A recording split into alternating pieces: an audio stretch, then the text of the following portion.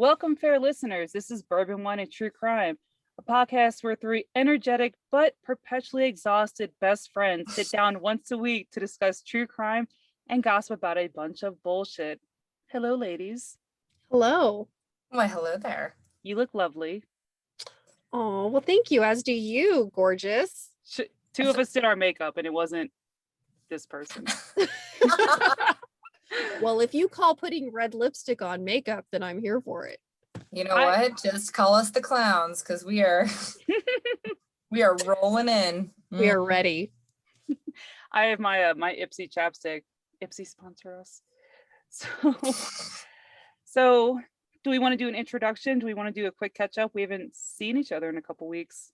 It's been a minute. Yeah, let's do a quick catch up. So we did say we took a little break we had a little hiatus. We had a little mental health vacation. So we have all had some serious shit go down this last 2 weeks, and we really just had to take a step back from everything.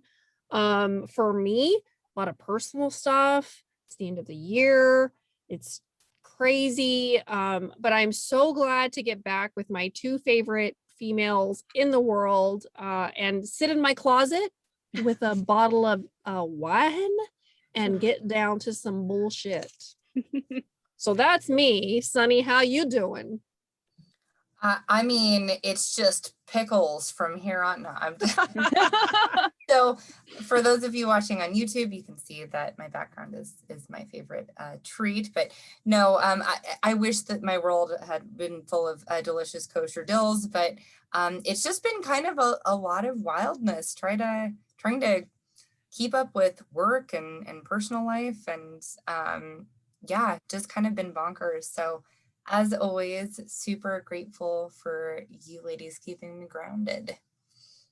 If anyone wants to kind of understand how crazy our weeks have been, we have not spoken in like 2 weeks. We not on the phone. Me and AJ usually FaceTime at least once a week. We try to pull Sunny in as we can, and it has just been absolute insanity. So thank you for your patience. Hopefully you like this You guys episode. usually get to see up my nose as I'm driving. Yeah, the camera angle. Well, it's up your nose, but also it's a very nice boob shot of just like, you're welcome. Boom, cleavage. Hello. And it's amazing. Just bottom cleavage, is that what? Yeah. Okay, so that's the better term, bottom cleavage. The under boob. So listeners at home, if you would like to see this weekly, please subscribe, like, share, so that we can do this full time and we can leave our jobs. That would be great. Just, lots of support rolling in. We could do this all the time. The government would have some problems with me just quitting my job. I tried to give my 2 weeks notice periodically over the past 17 years and I get laughed at. So it's okay. I've got a daily countdown for your end of contract. Yes. It's like 1,000 days. We're almost there. Dude, 2 years, so close. 7 months. So close. Exactly. Then I need to go be a real adult. So are we ever real adults? No, what happens is you go, you know what, we just have to get through this week, and then it's going to next week, and then you say that every week until you die, and then that's. I literally had to say that to my guys. I'm just like, hey, this week has been really crazy, and 1 week I will say next week will slow down. I was like, this is not the week. Next week's not looking good either. Nope. Do you want to do what we're drinking, or do you want to do our fun fact? I think we should do both. Let's do both. Bet. All right. Let's do both. So I'll kick us off. Yes. With what we're drinking. So I'm the wine gal. And tonight I'm going back to my fave from episode 1, which is La Marca Prosecco, because mommy needs the good stuff. Okay. And I haven't opened it yet. So, and listeners and viewers, I need you to understand that we are recording in my closet. And when I say my closet, I really mean a broom closet. It's AJ, I'm afraid of corks, and you know this. It's tiny. It is tiny. Oh. So I'm taking off the foil.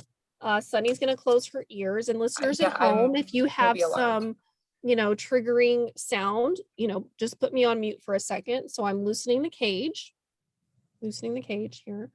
And I have my first episode throwback to my Welcome to the Shit Show. Yes. wine glass because we bring the shit sandwich. Reversed. And so again, shout out to my homegirl Jamie, who I love and adore, and is also one of my people and my best friends, and I love her dearly. She came and saw me today at work, and I needed that hug, let me tell you.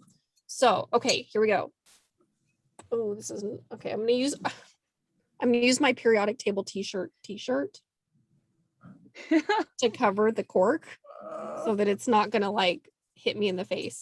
So side story, last Thanksgiving we were at my parents' house, and my husband, who we've referred to as many different names on this podcast, if you've caught on, he opened Pedro? a bottle. I love Pedro. He opened Pedro's a awesome. bottle of Prosecco in the dining room, but when he did this, the cork shot off and hit my mother in her ass.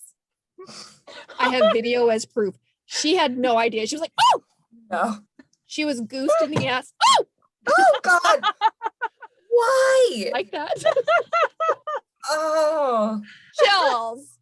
Cheers. Cheers. All right, here we go. That and the busting open the can of biscuits. I scream every time. And it's hilarious every time. Oh, Okay, so God. that's what I'm drinking. Sunny, what are you having tonight, Dollface? Well, so I per usual, I got some bourbon action going on. But today I mixed it up a little bit and I have bourbon and elderflower. Ooh. Very witchy For of a you. nice little botanical kind of like I feel like I'm taking a vacation in my closet. So I have a question. yes. You always have these nice balls of ice in your glass. How do you like those balls? How do you do that? How do you make those happen? They are tasty, and I have a special silicone mold that is in my freezer just for you, just so that we can have I love it. It's so stylish. It's very Mad Men. thank you. Sunny, her ice balls and her 3 fingers of Okay, you know what? Or her hand. I feel like we have okay, so we start out with the pickles. Now it's you know what? I'm just gonna just own it. Ay, ay, ay. Okay. Randi, what do you got going on over there? I have the per usual vodka, Tito's, and lemon juice. I gotta keep my slim figure, you know. This doesn't maintain itself. No. What is our fun fact this week, y'all? So We had a fan request actually. Randi, what did our fan request? So We'll say- our yes, our most loyal and first Patreon, Jose, said, how does the distance in between you all affect the time it takes to put together a podcast? I thought this was appropriate because we had to take a week off so that we didn't all collectively have a mental breakdown. So I'll start with my fun fact. Fun fact, I get up at 3:30 every morning to go to the gym because the only time of day that I have to go to the gym. Despite not being a morning person, I get off of work anywhere between 4 p.m. to, I think the other day was 8 p.m. I got off work at 1 a.m. one time. So our distance definitely for me affects us being able to physically distance wise sit down because my work is just insane. Fun fact, I think because we've all lived apart for so long and we all have friends that are kind of scattered everywhere. I feel like a lot of people got used to sort of what this looks like last year, whereas this has been an acquired skill of ours for a while. And so I think our collective fun fact is that regardless of what our schedules look like, we always find a way to make it happen. And so, you know, on my end, I know you do your best work in the morning, Randi. I am more of a midnight kind of an Excel spreadsheet sort of a gal. Mm-mm. You're the only one. Yeah, well, anyway, so yeah, my fun fact is I'm usually up eating cold vegetables in balsamic vinaigrette and working on Excel spreadsheets at midnight. And that's how we make it happen. I feel like we make it happen as a mom, as a wife, as a professional. I make it happen because Randi and Sunny are two of my favorite people in the entire world. and it's worth it to make that time in my schedule to lock myself in the closet with a bottle of wine and be like, yo, no one's talking to me right now. This is what I'm doing. This is what I want to do. But life happens, life happens and gets in the way. And when we have to work through those things, we still find a way to just bring ourselves together because we need this time. So for listeners, we do this for you, but we also do it for ourselves because this is something that we tremendously enjoy, just to see each other and talk and create something together that's going to be lasting. So it's worth it.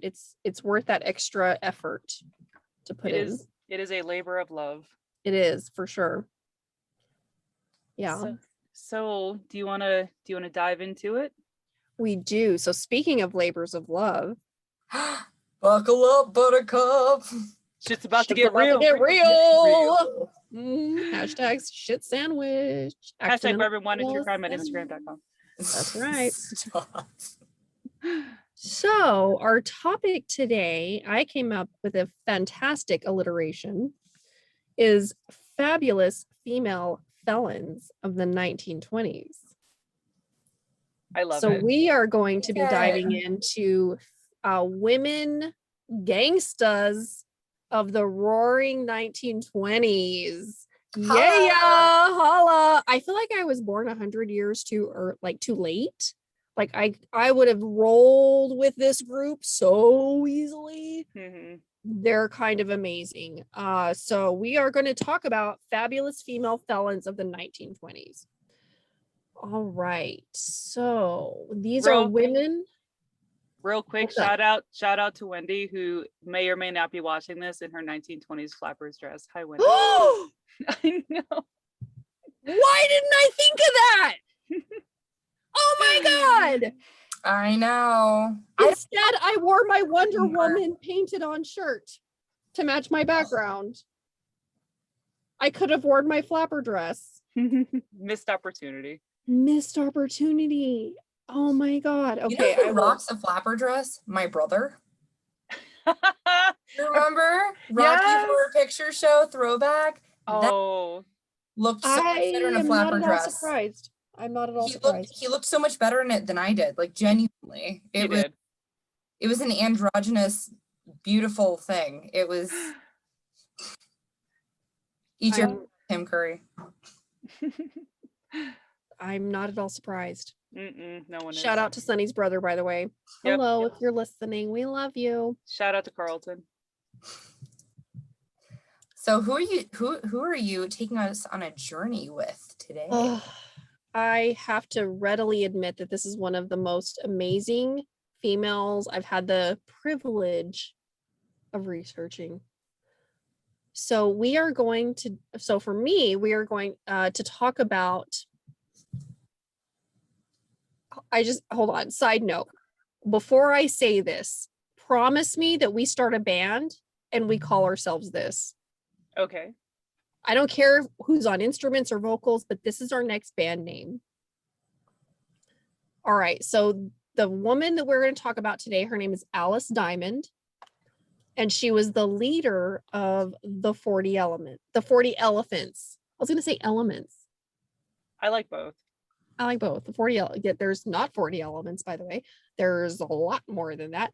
But the 40 Elephants, Alice Diamond and the 40 Elements. And I fell in love with her too, because her nickname is Annie. And so she went by Annie Diamond. I just love that. I think it's just like kind of amazing. I think we lost Sunny. Sunny. Can you hear me? Oh, there you are. Okay. I lost your video for a second. Okay. Coming back. All right. So Alice Diamond, she was born June 22nd, 1896. It was the 1800s. Things were rough. So she was born to Thomas Diamond and Mary Ann Alice Blake. It's a mouthful. Heyo. Oh. So her father, Thomas, had been a 3-time convicted criminal, including one from assaulting the son of the Lord Mayor of London.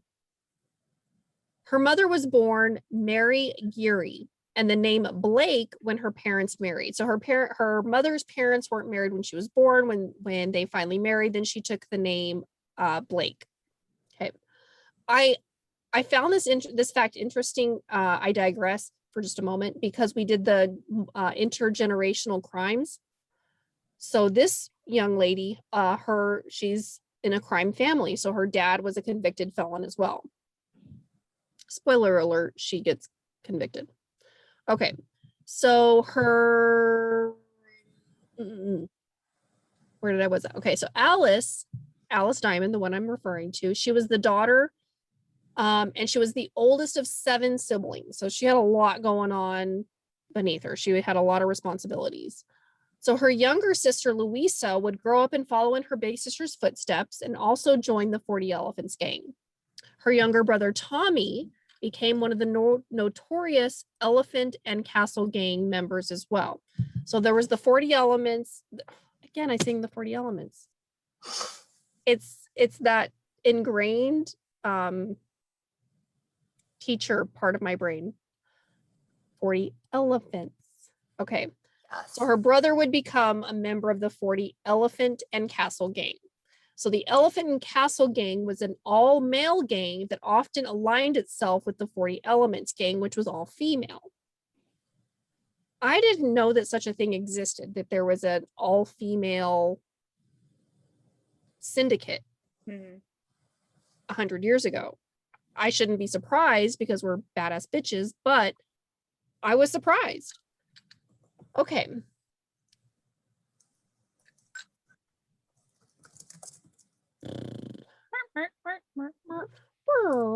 Slide whistle cue. Okay.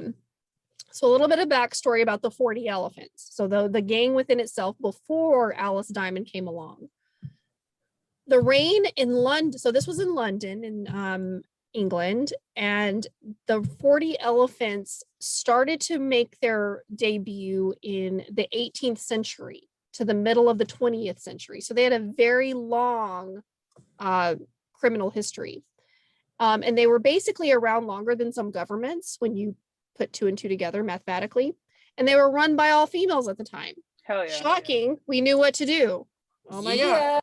Yeah. So the gang were notorious for their thieving ways and installed fear into the expensive stores of London's West End when they were spotted in the area. So they didn't go about their criminal history with like necessarily violence and murder. When I read about them, I feel like they went about it in a very intellectual way. They hit the things that they knew that they would be good at. So that's what they went after. So they were first mentioned in the news in 1873, but police records suggest that they had existed since the late 1700s. The group are thought to have operated all the way through the 1950s. So 1700s to the 1950s. It's a long ass time. It's a long ass time. So the group were known to conduct elaborate shoplifting scams. Here for it. Where they took advantage of their femininity. Hello. And role in society to steal from unsuspecting targets. Fish in a barrel. Pew, pew. Okay, so the group were known to raid London's West End shops dressed in, I thought of you, Sunny, because here we have wardrobe. There's so much wardrobe in this case. The group were known to raid London's West End shops dressed in specially tailored coats, skirts, and hats sewn with hidden pockets to hide their loot. Nice. It's pretty clever. It's pretty clever, right? Like nowadays we keep our phones and our dollar bills in our bra, and they had like full-on outfits to like hide everything. Can we bring that back? I'm here for it. Like, I feel like we have limited capacity. I mean, I did have a girlfriend in college who she would carry everyone's phones and credit cards and everything, and so it was tucked everywhere. You still couldn't tell. It was amazing. Not in COVID times, I tell you. It was like Mary Poppins back.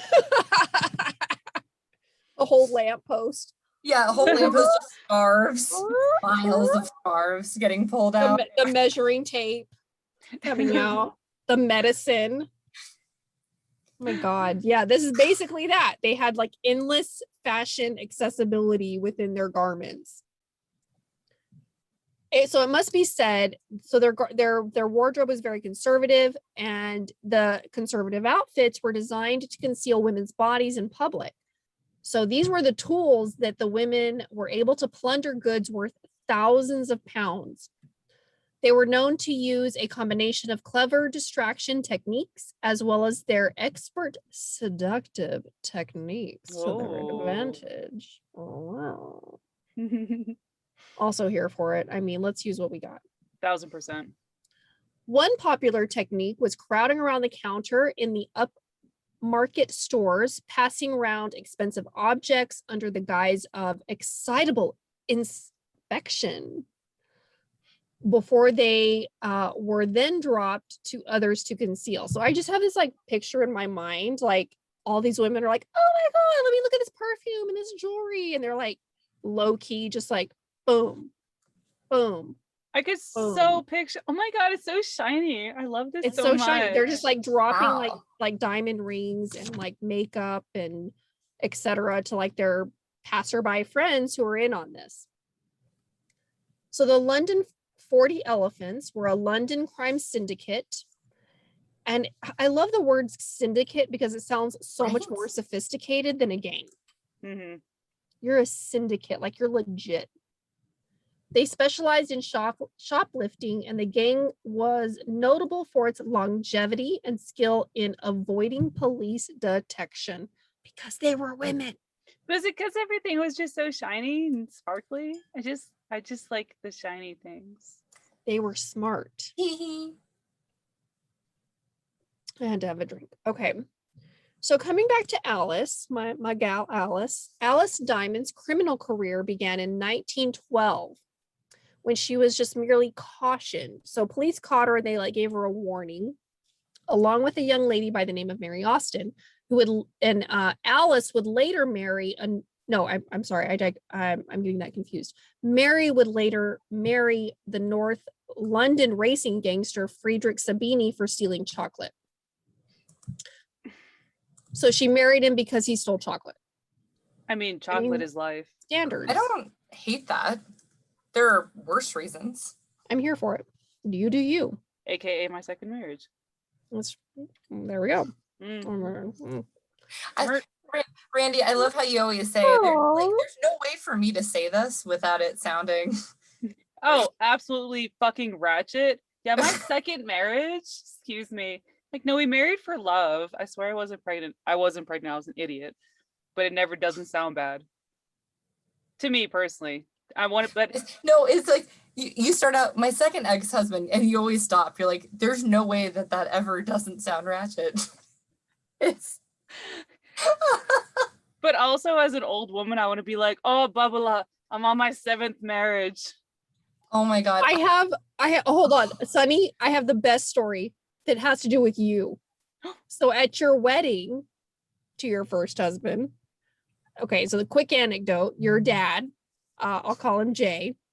I'll call him Jay. He was talking to me and he was like, so a quick word of advice.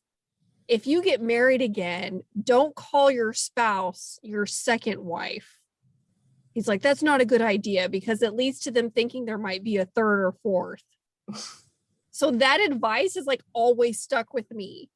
And I wasn't like divorced or anything during your first marriage or during that wedding, but I was like, okay. But now that I'm remarried, I'm like, I probably shouldn't call him my second husband because that might suggest there's going to be 10.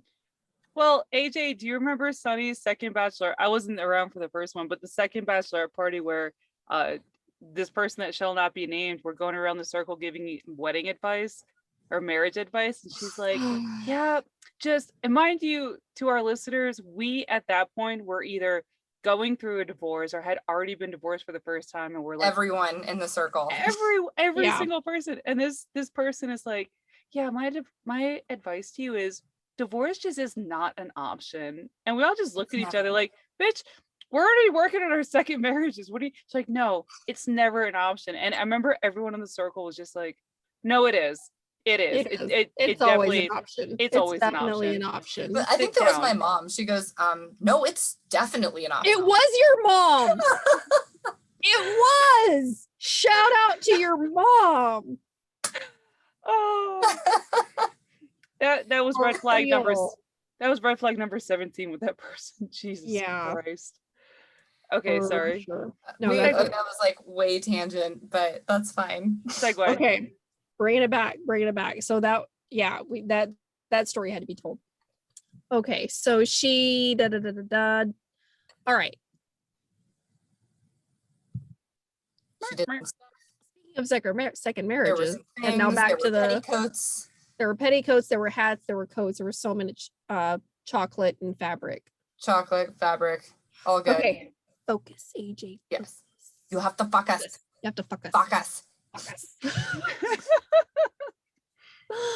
Okay, coming back. A number of convictions for theft followed, and in 1915, she was named by police and newspapers as the queen of the 40 thieves.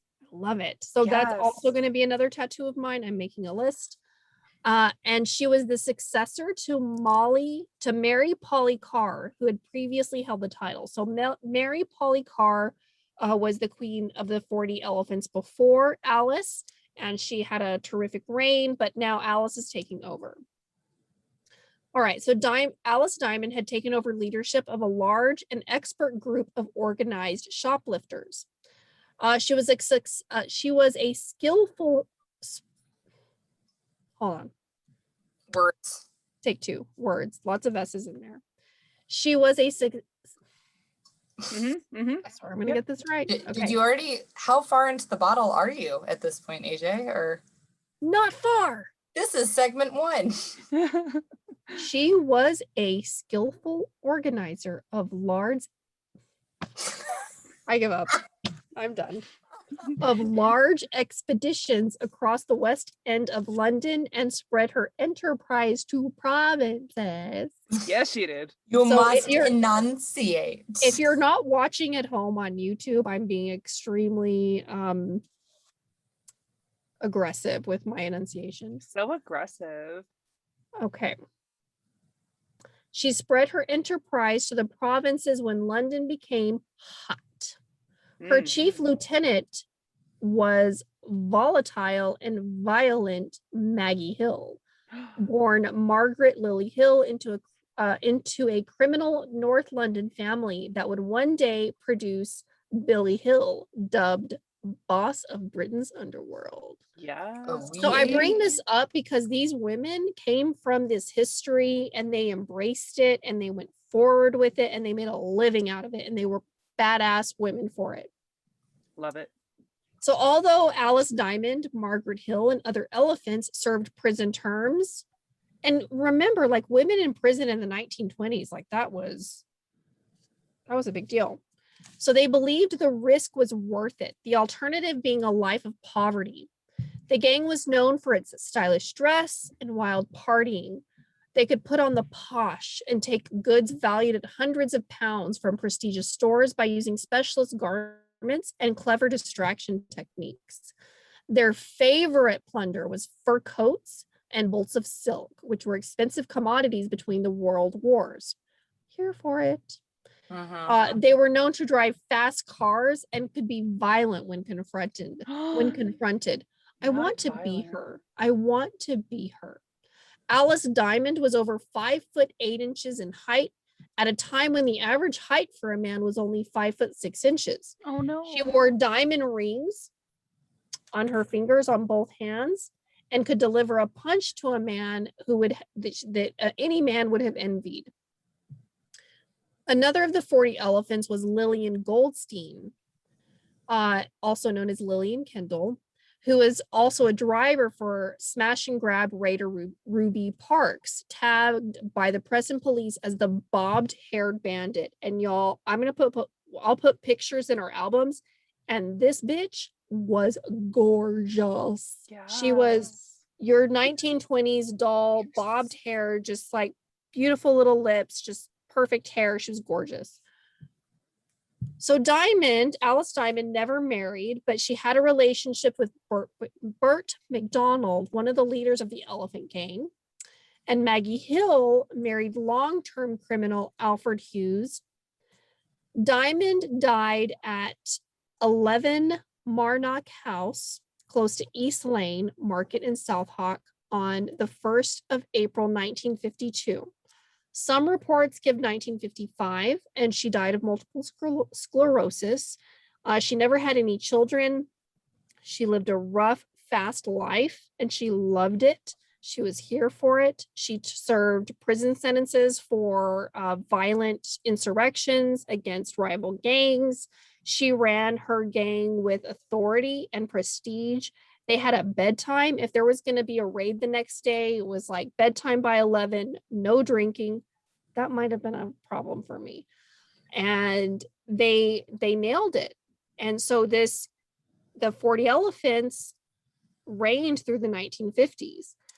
This is such a predominant story that if you're familiar with Peaky Blinders on Netflix, the kind of the male version of this, they are looking to create the 40 Elephants are looking to create a series based on these women and this gang or this crime syndicate in London. There is a book written about them called Alice Diamond and the 40 Elephants. Let me save you the misery. It is horrible. It's awful. I was going to add it to my reading list. Well, Don't. Let me save you the trouble. It's an amazing that's such a story. bummer. A terrible book. It's a horrible book. Terrible. At least, okay, well, I digress. The audio book. It's bad. It's really bad. Oh. Don't hurt yourselves over it. Don't. Mm-mm. So Alice Diamond and the 40 Elephants, they didn't resort to murdering. They didn't resort to insane violence. They did some kidnapping. They did some felonies. They did some shoplifting. And the 40 Elephants reigned in London for over 200 years. It's pretty amazing. That's my case. Love Hot it. dang. Get down, AJ. Well, I kept it light, so my shit is light today. Little light shit. It's a light shit. Okay. Well, I will say we're gonna have an extra strange bakery this time around, and here is why. So I did not misunderstand the assignment, but we have not spoken for 2 weeks, and so I too researched the 40 Elephants. Shut up. However, I have a backup. So wait for my backup. What I will say that was my favorite thing when you were talking about the height. So the newspapers kept referring to them as like a gang of Amazons because Yes. foot Oh, apes, yeah. which is freaking amazing. And it tied back to the other like Amazons from The gang of Amazons. yeah, the from the gang of Russian- Amazons. Yeah, from the So- intergenerational crimes. Yeah, so my bakery this time, because you far more eloquently than I would have talked about the 40 Elephants, is we're going to take a little journey back to the 1920s, and I'm going to tell you all of my favorite 1920s slang. I love it. Yes. So, yeah, so this was, I feel like the 1920s was the most ripe, full of really interesting slang words. And it's not really clear why all of these amazing things kind of came out. I think it was because people were trying to be a little bit edgy, with prohibition and everything. And so Yeah. part of it was the speakeasies and needing to speak a little bit in Edgy way. and you know what I mean, where they're like, if you know what I mean, but Yeah. speak- Oh yeah, I know what you mean. I know what you mean there. Huh? Okay, Mhm. so some of these are funnier than others, but these are my 32 favorites.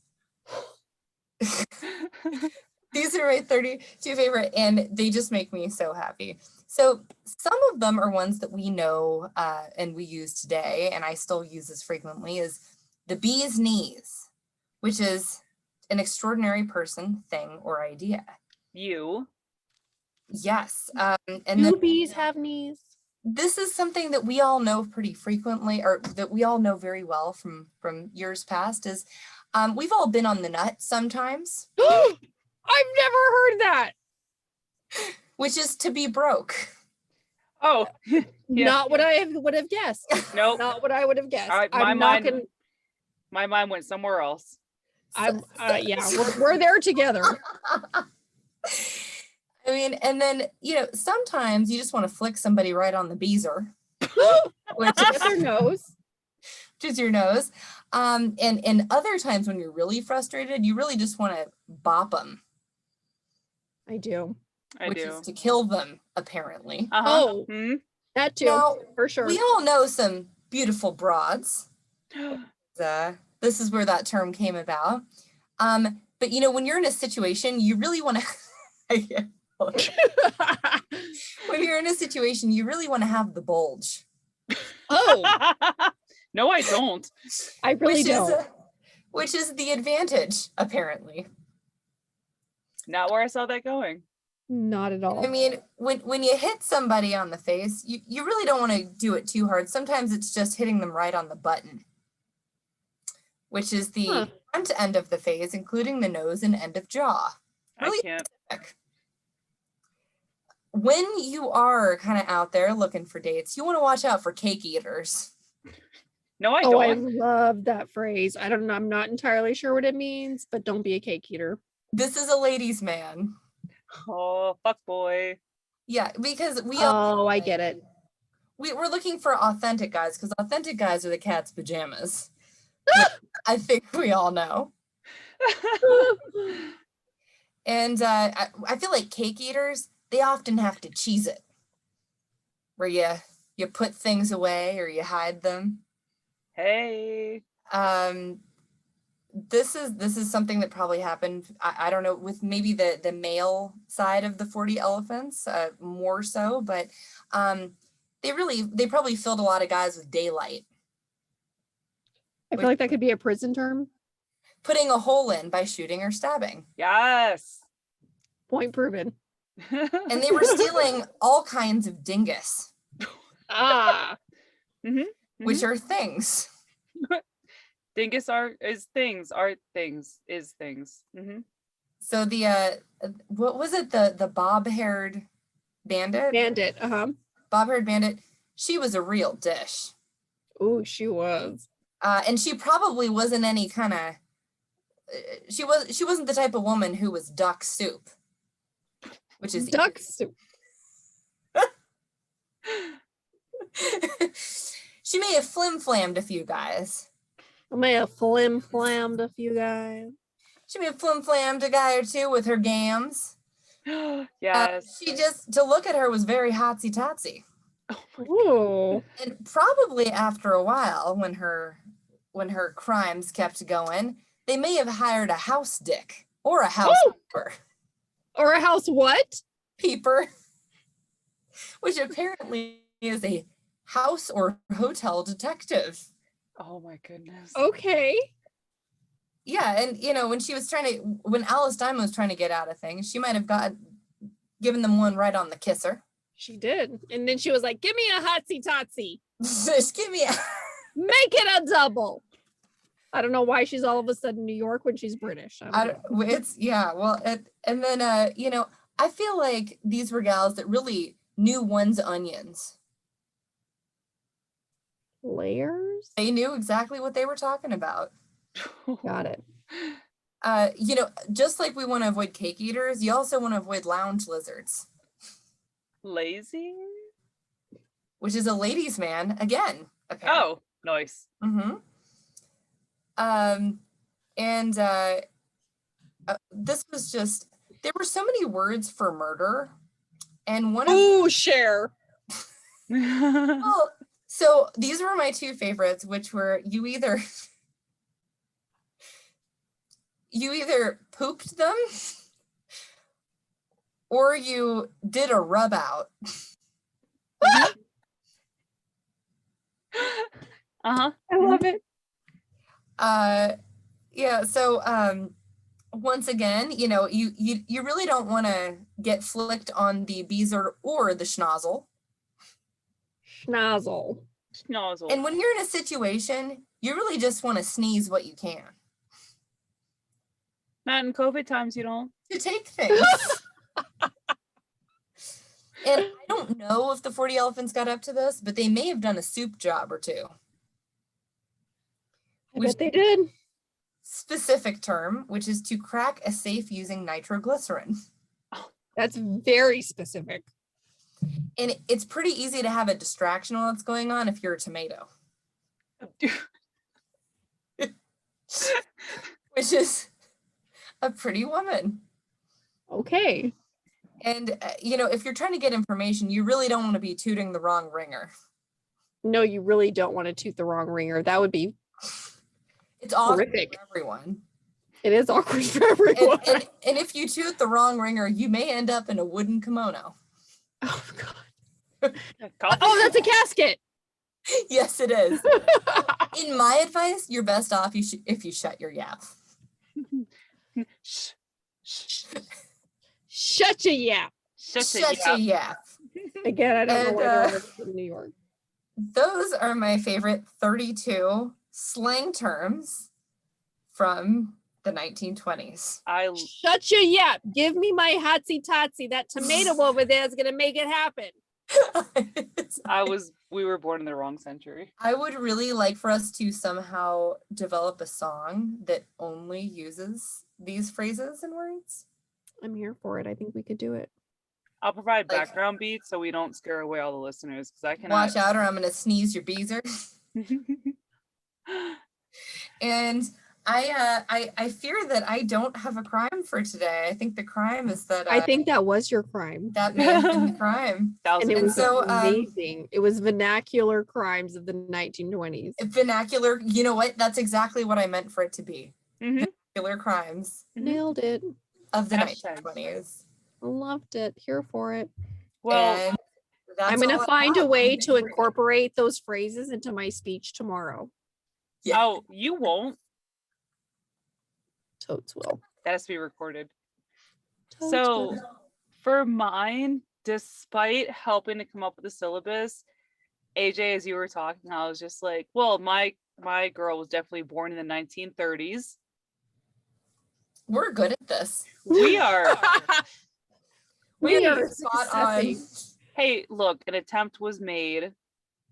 Our mental health break, clearly we were Oh, geez. on it. This is still a very fun story. I don't know what this episode is going to be named now because I fucked it all up. But I am going to tell you the story of Arlene Brickman. So Arlene was just a nice Jewish girl born in the New York's Lower East Side. I fucked up the Jewish accent. Oh, my Bubby would be horrified. She would be. She would be. I love you, Bubby.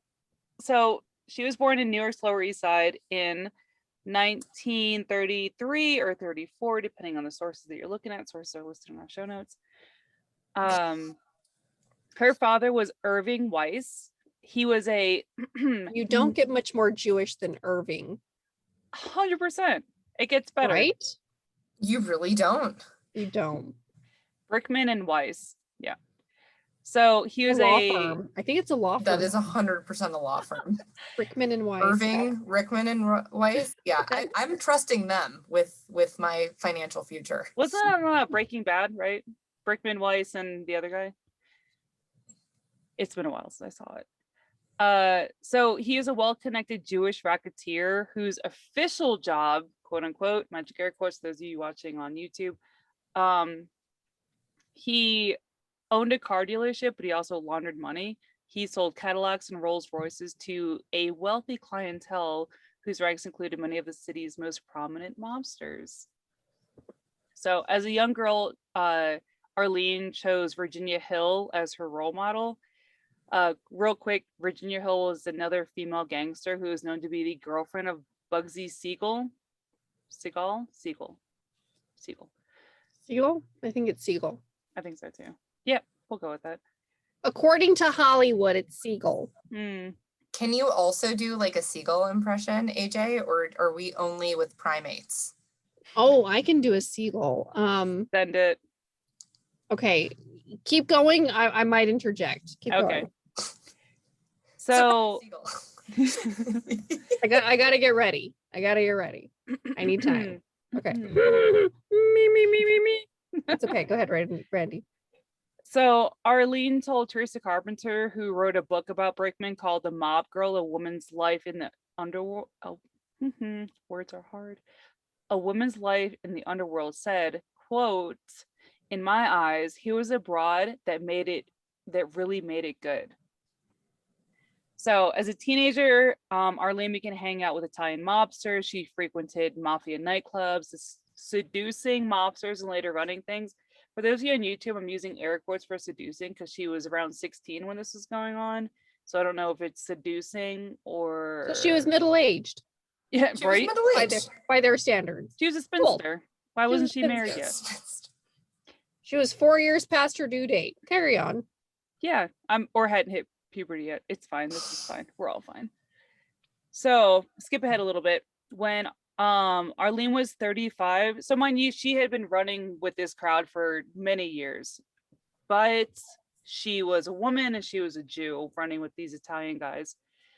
So when she was 35, Arlene was beaten and raped by wise guys, plural, who were associates of a notorious 400-pound Brooklyn mobster named Salvatore, quote, Sally Burns Granello, he also participated in the gang rape. But when she went to her mafia friends, nobody would do anything to help her because she was Jewish and she was a woman, therefore she was less than, and they didn't want to go up against this Italian mobster that had helped to assault her with his gang of men. Ugh. So Carpenter, the author of the book, A Mob Girl, A Woman's Life in the Underworld, said that Arlene was, quote, legitimately outraged. She thought that all her powerful wise guy friends would come to her rescue and vindicate her honor, and not one of them stepped forward. Typical. Fucking typical. Fuck all of those dudes. I was there for you, but you're not there for me. So get fucked. Obviously, AJ is the accent queen in this podcast because I fucked up my Jewish accent and I'm horrified. So, well, it's kind of like anytime I try and do Irish, it always turns into Jamaican. So hey, we did our best. Try it. Like, listen for a second, and then you'll see. I'm not going to do it. No. Well, no, you have to. No. Now I'm feeling on the spot. I will eventually. Remember that time I said I'd do karaoke with you, and I said you'd pick a talentless song, and you picked Evanescence. Yeah. Do you want to hear a cat being skinned alive? That's me singing, and Sunny is like, yeah, let's do Evanescence. Our rendition of Blow Your Mind with Eve and Gwen Stefani, we were very good at that. That was fire. It was amazing. That was fire. Patreon content only, ladies and gentlemen. Neither or both, but Patreon content only. Prepare your ears. So Brickman, Arlene, she finally decided to go to the FBI when 8 years later, so her daughter, whose name was Leslie. So her daughter Leslie had gotten into loan sharks, had gotten into drugs, and she owed a significant amount of debt. I want to say it was close to 200,000. And a loan shark went to Arlene and said that if she didn't pay off her daughter's debt, that the loan shark was going to rape her daughter. Oh. So So Arlene said, bet. And she went to the FBI and she turned informant, which she didn't call informant. She called, I want to say it was like an enabler. So Brickman, an FBI enabler. However you have to reason it. If you go to I'm not even going to say a mother. If you go to a parent and you say, if you don't do X, Y, and Z, I'm going to rape your daughter, you get whatever the fuck is coming to you. And That's what Arlene did. So she went to the FBI, she told them everything that was going on, and she agreed to wear a wire, which she kept, and they made sure to point this out, which she kept hidden in her bra or in her purse. So in return for her, because obviously being an informant is very dangerous. So the government paid off all of her debts, paid off her daughter's debts, and they gave her a plea bargain. So over the next decade, she worked as an informant, and in 1986, her testimony helped convict gangster Anthony Scarpati of the Colombo crime family and several others of racketeer and conspiracy. Because that's usually what they A get the major mobsters crime on. family. Mm-hmm. Major family. So one prosecutor told Carpenter, again the author of the book, Arlene's best trait that she would press and probe, ask the second and third questions when most informants wouldn't. Unfortunately, her daughter Leslie died at age 32 of AIDS. Oh, It was thought that she I wasn't prepared for that, Randy. I know. That's not fair. Reverse Oh. shit sandwich. Ugh. So it was thought that she contracted the disease because she was using used needles. Again, she was an heroin addict. She was going through a lot of her own demons. And on top of dealing with her addiction, her mom was still dealing drugs out of her house. So it wasn't the best environment for her. After the Scarpati trial, Arlene refused to be enrolled in the witness protection program, saying, quote, "That's the quickest way to get killed." So Taking notes. So Arlene remained upbeat about her life, both as a mob girl and a mob turncoat. She said, quote, "I would do it all over again, except I will be a better mother. I have no regrets about anything else." Arlene helped to publicize the book, which is A Mob Girl, Woman's Life in the Underworld. She appeared full face on 60 Minutes, which is pretty fucking bold, because again, there's still people that are after her all these years later. But she said, quote, "But if I'm going to let myself go and start worrying if they're going to hit me or this or that, then I'll fall apart, and I can't. I've got to keep going." About her time, she's pretty legit. If you dig into it, she did definitely make some mistakes, but she's trying to, I think, make up for it as her life goes on. She is still alive. About the time the mob, Arlene said, "Let me put it to you this way about mob life. 1 minute's up, 1 minute it's down. 1 minute the guys are killing somebody, the next minute they're drinking and having a ball. I mean, life goes on. Mob life is unbelievable." And Arlene still lives in Florida with her dog. Her picture is posted in the jacket of the book written by Teresa Carpenter, and she's still doing her thing. And despite it being far outside of the 1920s, because Arlene was born in 1933 or 34, that is the story of Arlene Brickman. So she's like in her 90s. Yeah, I have a GED, so whatever the math is on that, but yeah. Yeah, it would be 90s, right? In her 90s, I think.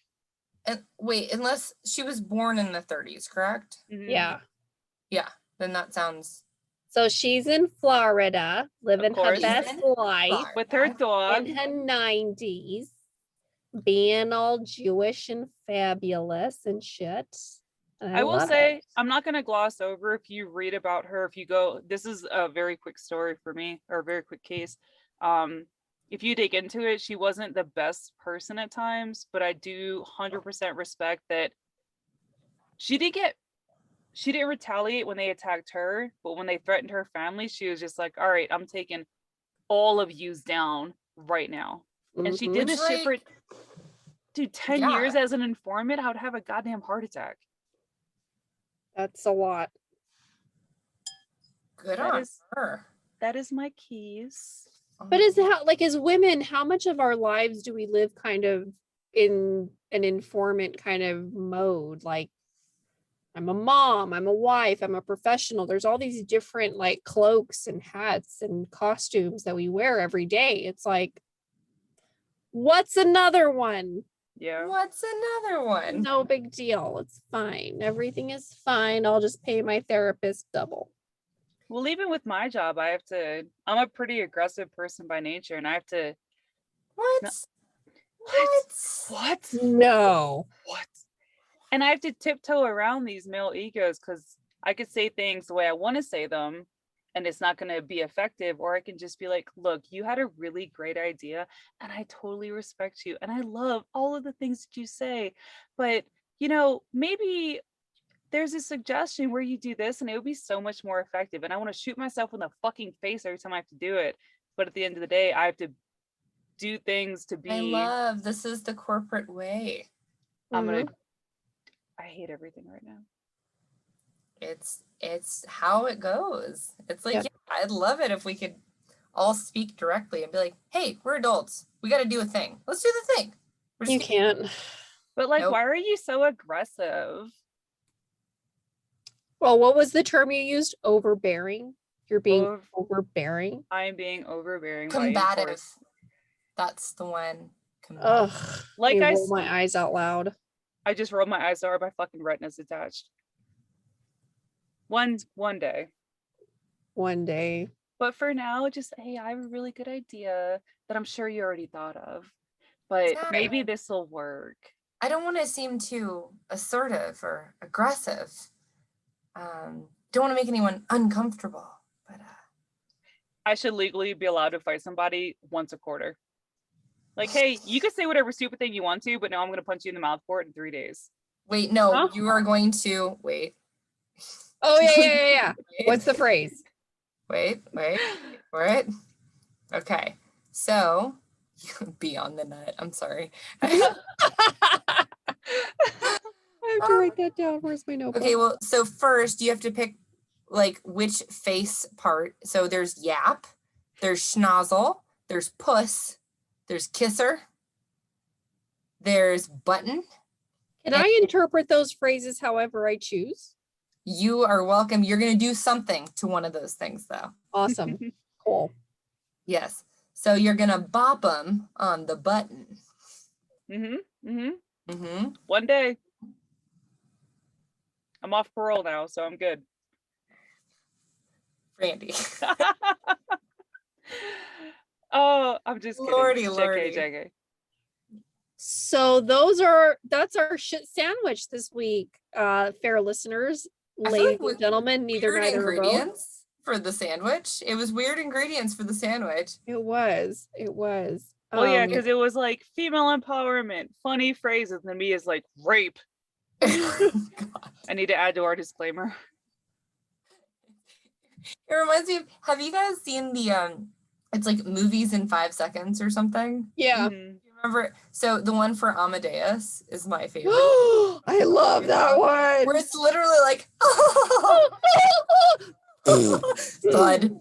Yeah. And then the it's just his ground. coffin in the ground. It's not even his coffin. He's in a pauper's burial. Like his body just like dumps into. Oh, it's awful. I love it. Thud. Oh. This is why I will always go last.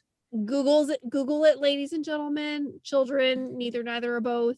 Please watch Amadeus. It's a gem. Oh, yeah, Amadeus in 5 seconds. It will make your day. It will make your day. Probably only funny If you watch the seen it. movie, Yeah. please don't take it to heart as history because it's a very lighthearted take on history. It's not actual history, but Amadeus in 5 seconds is gold. I feel like this was our Amadeus in 5 seconds episode. I feel like it was. I feel fulfilled in more ways than one. When I need to like Yeah. twist around AJ's awesome title, 'cause it's like 1920s female gangsters. I'm looking at my notes like, yep, definitely fucked that up epically. Well, yeah, well, I was, she's like, and are you ready for this name? And I was like, I don't know if I am. And it was like 40 elephants. Like, wow. What was also your loved that thought? name. What was your thought, like literally in that moment? In that moment, I was literally like, well, I mean, per usual, the bakery fucked it up again. The bakery sucks at baking. So that's why we text the other party and let them know what we're covering so we don't do the same thing. Yeah, But Sunny. Sunny didn't do that, right? Sunny. It's fine. It's okay. I For can't even. listening. So I feel like we can- next week we have a very special episode. Listener and request. in less than 2 weeks, we're all three going to be together physically in Denver for my 40th fucking birthday. What the fuck is that? Woo! I'm the old one. I'm so excited. We're going to, like, crazy shit's going to go down. We're going to have some live streaming.